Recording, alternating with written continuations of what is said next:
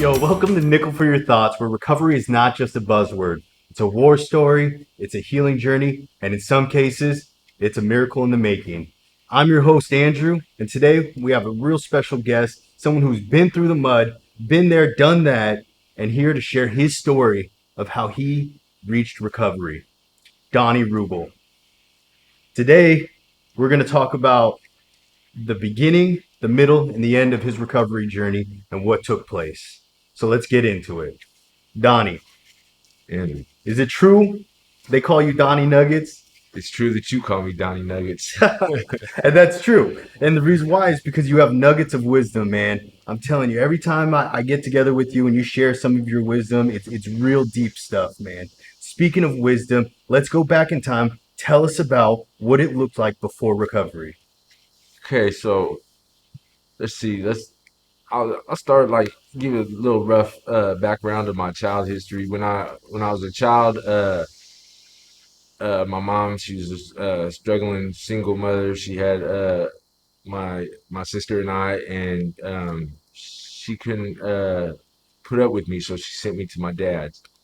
And my dad, uh, he's a what some would call an outlaw biker. And so I went from the sheltered with mom to this outlaw biker with dad. And dad had a lot of what I would call my uncles. They weren't blood uncles, but they're friends of mine or friends of my dad's. And they're what I looked up to at a very young age. And then my dad ended up going to prison, and I stayed with some of his friends, and I was moved into what some would call the hood. And so that's where I found my belonging. That's where I found a connection. And so at a very young age, I was taught that the outlaw lifestyle and the gangster lifestyle was the life for me. And so of course that led me to getting into trouble, jails, in prison, and yeah, so the jail, prison, and all that. That's what I strived to be at a very young age. That's what I thought was gonna I would be my whole life, and of course that led to a lot of heartache when I was younger. Um, Going in and out of jails didn't matter much to me. I thought it was part of the lifestyle. That's all my friends were in and out of jail. All my uncles that I remember was in and out of jail. It was like a graduating to a certain level. Once I got to prison, I was actually excited. The fear didn't come until I got there, and so yeah. To answer your question, it's this lifestyle, the drug and gangster lifestyle, is what I strive to be at a very young age. They say people don't say they want to be this when they grow up. I wanted to be that when I grew up, and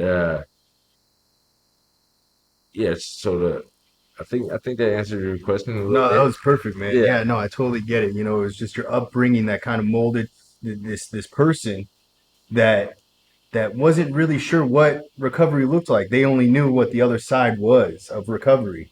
And so to even come out of that and be where you are today is a huge testimony in itself.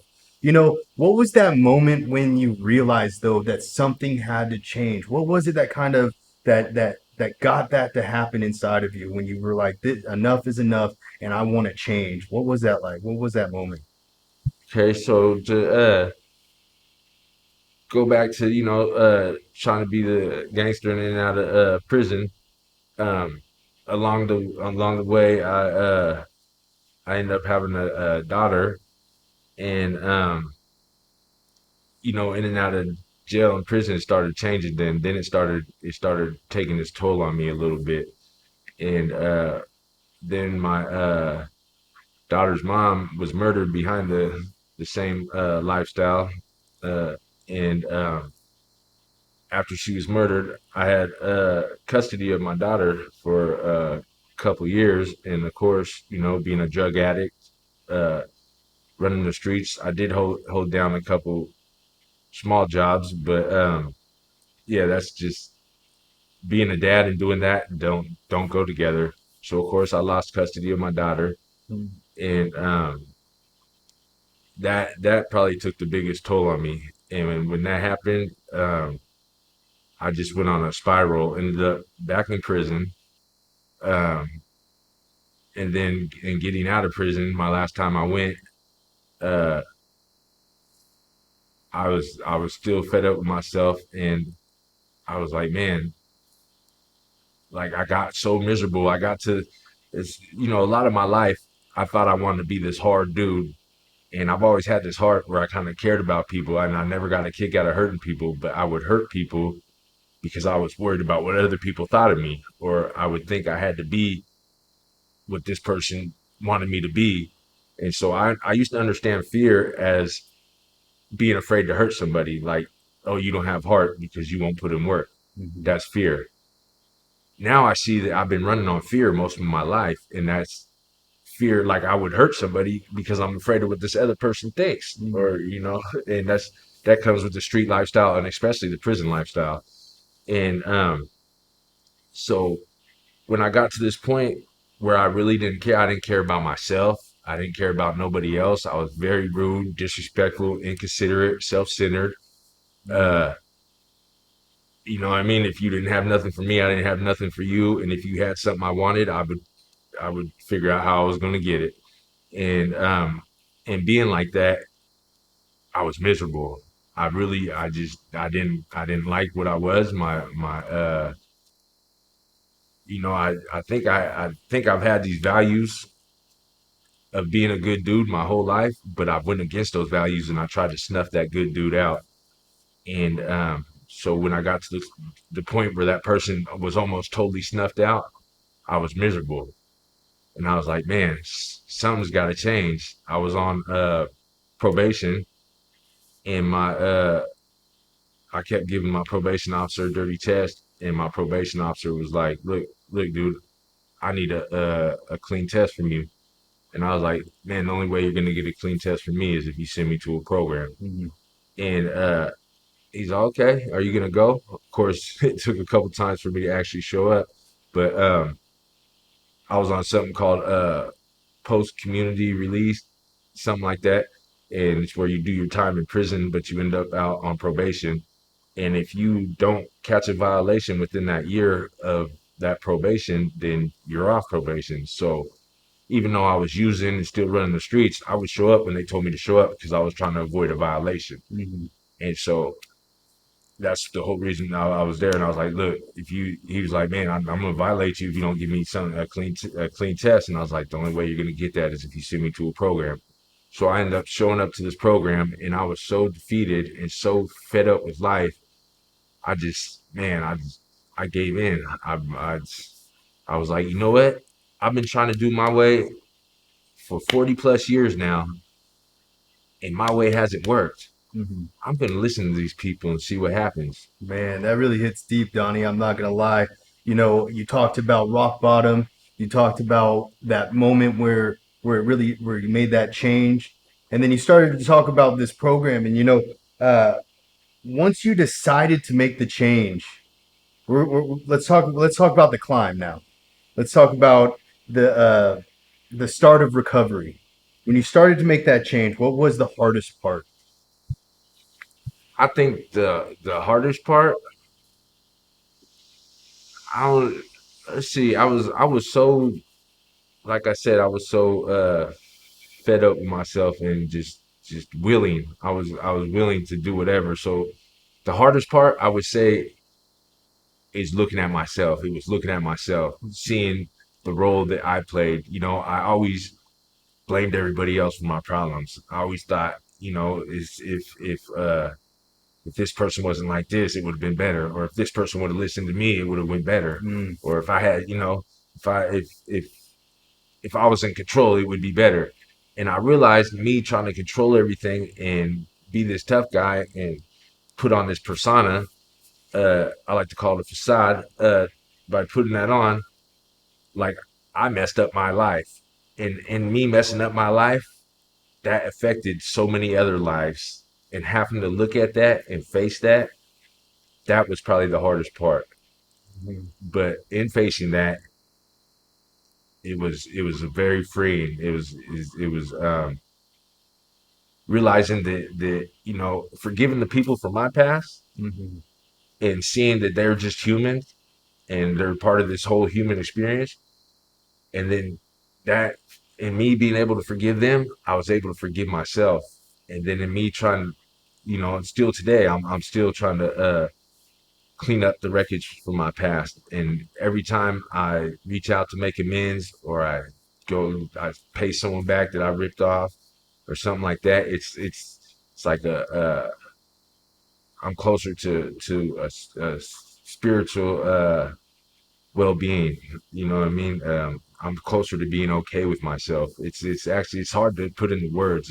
It's amazing though. But yeah, I would say the hardest part is looking at the role that I played Mm. and having to face this dude that I'm not too proud of, this dude that carries a lot of shame, guilt, and remorse, and admit that yeah, that was me. You know what I mean? And face that. That was probably Man, the hardest. that's beautiful, man. It's like it's not only did you have this desire to change, but then you have this courage to clean up the wreckage of what you left behind. Instead of just turning away and thinking like being self-centered or anything like that, you're really making that heart change and wanting to fix your wrongs if possible. That's huge. Donnie, what was something that kept you committed to this though? What was it? Was it people? Was it a program? Was it faith? What kept you committed to staying sober? I think a lot of different things keep me committed. When I was in that program, one of my counselors told me not only does a relapse happen uh, before the actual use of the drug happens, but a relapse happens when your recovery starts looking different. Mm.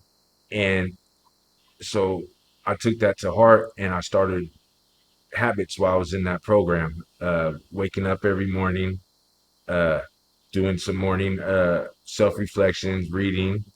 Um, I do read the Bible. Uh, that's part of my daily um, ritual. And so, what keeps me going? Also, I have this letter that I wrote. I don't have it with me, but I've read it so many times. And I've heard it. Yeah, so I wrote this letter to myself. Uh, Matter of fact, it was May. I even did it. It was May 7th, 2023, and it said something to the effect of, uh, "I'm starting to let myself cry now. I actually have to stop fight crying around people, but when nobody's around, I just cry. And I thought crying's supposed to make you feel better, and I, I don't want to cuss on this, and I said, but F." Yeah, fuck it. Okay, so I said, fuck, drugs just make it worse. I thought they're supposed to make me better, but fuck, drugs just make it worse. Mm. I found that letter, bro, and Oh, man, that was before the that recovery. was before. Wow, Yes, that's deep, man. yeah, I found that letter, and I that letter keeps me focused, like on days and reflecting on the misery and how much uh life, like life wasn't worth living before recovery. Like I Hmm. was honestly suicidal and I just didn't want to do it myself. So I put myself in situations that might be the end result. And it didn't bother me. And a lot of times I kind of welcomed it, but by the grace of God, I'm still here. And so yeah, a lot of different things. Meetings are real big. I hit meetings on a regular basis. Uh you know, I practice the 12 steps of AA. I've gone through them and I do study the book. And yeah, so I came to this realization that, every day in my addiction, I did something to feed that addiction, whether it was ripping somebody off, getting hold of somebody who I knew had it and knew they would, share with me. Uh, anything like going to the store, stealing. Mainly, I put in work mainly to either get it for free, manipulate somebody, or steal something from somebody that would get me that fix. And so the recovery spin on that is, every day I got to do something for my recovery. I got to reach out to another addict, reach out to another alcoholic, talk to them. If I got something going on my mind, I got to talk to them, let them know what got going on my mind. But then at the same time, be willing to listen to them and ask them what's going on. And I'm actually learning what love looks like and how to care for people. That's always been a struggle. I never cared for people. I was so self-centered. I thought I wasn't even capable of caring for myself. Mm-hmm. So, yeah, pretty much how I keep it going today is chasing recovery like I used to chase that sack. Man, it sounds like so a lot of structure, a lot of the structure of putting in the work, maintaining, being around the environment that's healthy for you. And, I really like how you took the negative actions, you recognize that you did negative actions, but now there's almost like there's a parallel positive action that you can also be doing that kind of just reflects on what that was, but in a positive way. That's really good stuff, man. You know, I the, what I wanted to go into next was kind of like the light. What does life look like today for you? Obviously it's a huge difference. I've had the pleasure of knowing you for almost 6 months, 7 months now. We've been through kind of together for the last 6 months, so I know a lot of the things you've gone through.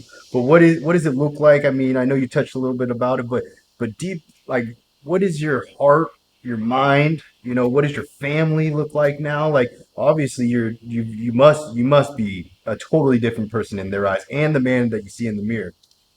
Oh, for sure. Yeah, that came on slowly. Like other people started seeing it before I even started realizing it.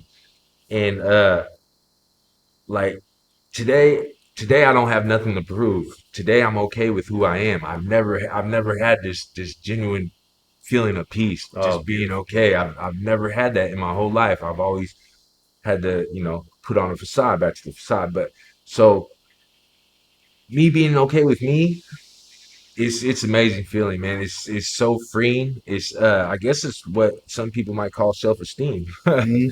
And Self-worth. yeah, there you go. And so and being like this and learning how to love myself, I my mom at one point she didn't, she wouldn't even talk to me.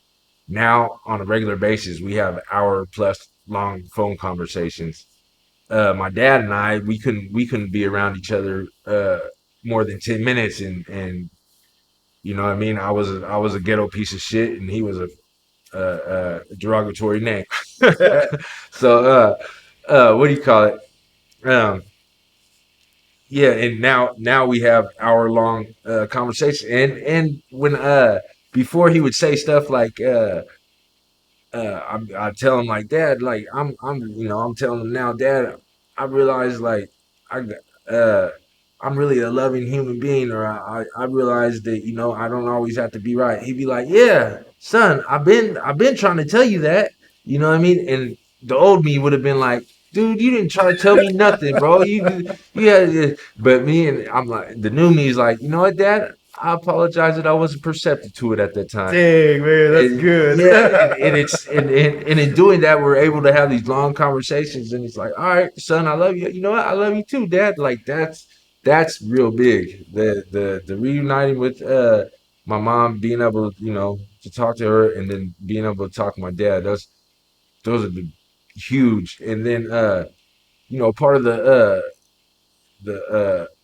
12 steps is the making amends to people, and making amends to people, like it's such a weight off my shoulders, like this stuff that's weighed me down, these things that I've done, when I can face it, and like, and I when I go to face it, I don't be like, hey, you did this to me or you did that. It's like, you know what, it's whatever they did.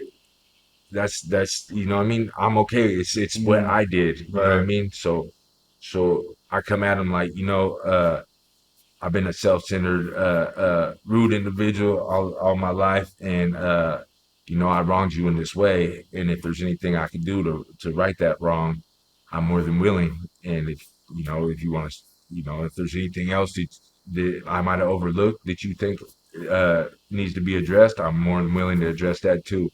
And in doing that, so many relationships with people, just friendships that were severed, are like, wow. And now people that I used to not even like, that I even thought I was better than at one point. You know what I mean? I have genuine relationships with them, and I reach out to them on a regular basis, and I touch bases. And it's, sometimes in the recovery process, there's those amends that we try to make, and they go wrong. I haven't. The only I had to tell the truth. The one amend I did try to make was with my daughter, and she doesn't want to talk to me at this point, but that's okay. She's well taken care of. She has parental figures in her life, and I wasn't the best of dads. I wasn't even close. So she has the right. She's a teenager. She has the right to not want to talk to her dad, and that's probably part of facing that stuff. That was a little hard for me too. But in coming to that realization, like, I realize it's me. Like, I'm the one that messed up my relationships. Other people didn't mess up the relationships. Mhm. It's I'm the one that, it's my fault, and so I'm trying to change, repair that, and in repairing that, man, genuine relationships. And the people I meet too, they're like, they hear part of my story, or they might hear someone else say, "Hey, yeah, we remember he was like this," Mhm. and the people that I meet now are like, "I can't picture you like that." And then the people that knew me from before and see me, they're like, wow, you're a new person. I'm like, I take that as one of the biggest compliments. Thank you. I appreciate that. Man, that's huge, man, and that's really brave too. Just be the effort that you put into this recovery, man. Um, and just beautiful. I love hearing the rebuilding of relationships, especially with family members, mothers and fathers, especially when they tell you that they're proud of you, and you can actually feel genuinely like they have a reason. Like before, I feel like at any time if my mom were to say she was proud of me, it really doesn't compare to the amount of work and effort that I do today. And when she says it, it holds a lot more weight because I have the proof, the work behind it to receive it. I don't know, you know what I mean? Um, but that being said, man, what is something that you have done that you're really proud of yourself, whether it's success wise or maybe it's just just being able to think differently of some sort? But what is something that you thought you'd never be able to do, but you look now at it and you're like, man, I'm proud of myself for that. Well, honestly, I try to, humility. I try to stay very humble, but I would say I'm actually proud of myself for coming to college, coming to school. School was never something I fancied too much, and right now it's coming to the end of the semester, and I I guess I'll toot my horn a little bit. I have A's in all my classes right Right now. on, man. Yeah, So, and that's like unheard of, and that's amazing. Like, I'm super proud of myself for that. And it turns out, if you put the work in, it's the byproduct is the work gets done, and you end up with A's. man, that's awesome. Actually, you know what? And I was hoping you'd say that because to be honest, like I feel like I feel the same way about it. School was always really intimidating, but then I got into it and I really enjoy it, man. And I'm glad that I took that effort, or took that opportunity to do that. What is something you wish more people knew though about recovery and addiction? I honestly, I know for me, I had to end up at my darkest place before I was willing to even hear anybody, because I always thought I had it figured out. You know what I mean? I thought I knew everything. I would say I was open to learn things, but I really wasn't. You know what I mean? And so, probably like a kind of like a teenager. You know how teenagers think they know everything. Mm. So I was a grown man with a teenage mind frame, and so what I would tell people is give yourself a chance. Like, look at your life, and really like, where do you see, like, people used to ask me, where do you see yourself in 5 years? And I'd be like, huh, like it would go in one ear and out the other. Like, where do I see myself? Whatever, dude. Like, but then honestly, I would probably see myself at one time. I'm gonna be in the streets. I'm gonna be doing this. I was maybe behind bars, whatever. I was like, I wouldn't put honest thought into where I see myself in 5 years. Uh, so I would say to somebody out there struggling, especially with addiction or any kind of, life problems, where do you ask yourself, where do you see yourself in 5 years? But really reflect on where do you see yourself in 5 years. Because I know for me, if I really reflected on where do I see myself, say 10 years ago, where do I see myself in 5 years? From 10 years, 5 years, I'm pretty sure I was in prison.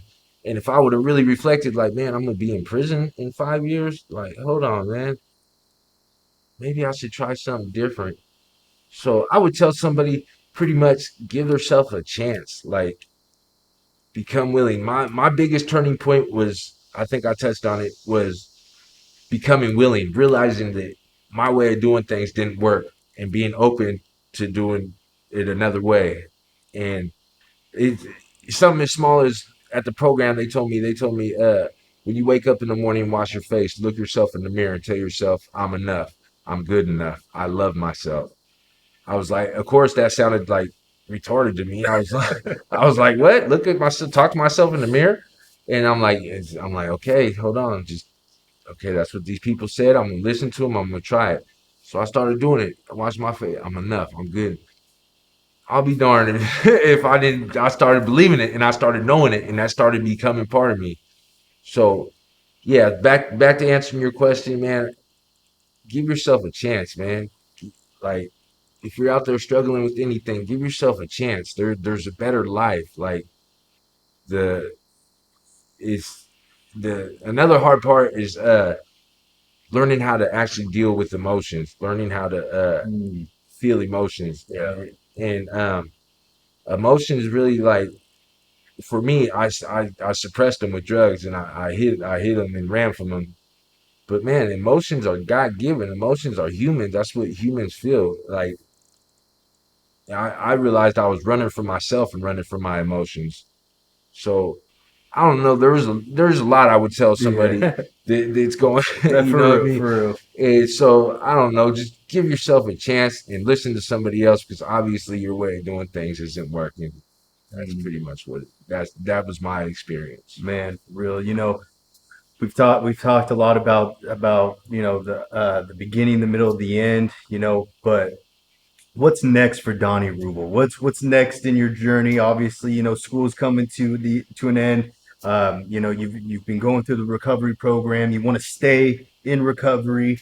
Your life has completely changed with your relationship with your family. But what is next for you? Do you have, like, 3-year goal, 5-year goal, maybe something happening in the next year that you're looking forward to? What's next? Honestly, I would say I take it a day at a time. But in me taking it a day at a time, like, I recently got my license back. Uh, I have a car that's fully insured, registered, and legit. Like, that's never happened before. Maybe so like, and I'm showing up when I'm showing up. I'm doing the school. I have classes coming in the fall. Right now I'm looking for work, so that's a big thing. And I'm thinking about maybe getting into some kind of apprenticeship, or some kind of vocational training. And so there's, like, where do I see myself, say, in 3 years? Uh, Still pursuing school, some kind of steady income, and maybe a career of some sort. Um, yeah, oh, unification with my daughter. You know what I mean? She has wonderful parental figures. And I'm grateful that, they keep an open communication with me, and I don't want to bring no confusion to her young life, but I just want to nurture her and be supportive of her in any way I can. And I'm learning what that looks like, and I'm learning how to do that. So I see in the next few years, some kind of relationship with her. Um, yeah. So it's mainly it's a day at a time, but it's not a it's patience, but it's an active patience. I'm not just sitting on my butt like, oh, something's gonna happen. No, I'm showing up. I'm showing up to these classes. I'm showing up to job interviews. Uh, so yeah, it's all gonna fall into place, man. But I think I answered your question. Pretty much what I see myself, I see myself a better person. I see myself on a better trajectory in life, and I see myself with a steady income. I see myself being a productive member of society, something I've never been. You know what, Donnie? I mean, I don't even think you have to wait any longer, bro. I mean, just from hearing from where you were and where you are today, it's honestly, it's such an inspiring story, and that's the whole reason why, I reach out to people like you to be such a great example of someone who's been there and now where they are today, and recognizing that that lifestyle wasn't what it was. And I thank you so much, man. Thank you for Thank your you. time, and I appreciate it. This has been Nickel for your thoughts, you guys. If there's anybody out there that's going through addiction, or trying to help somebody through addiction, or looking for support, or just trying to figure out like what this fight is really all about, we really appreciate your time being here. I'm Andrew Divodi. This is Donnie Rubble, and this is Nickel for your thoughts. We'll see you guys next time.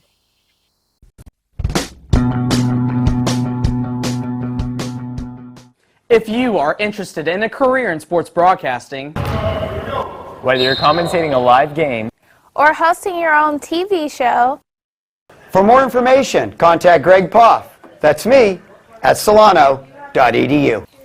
we hope to see you here next semester. And remember, It's more than just sports, it's an education.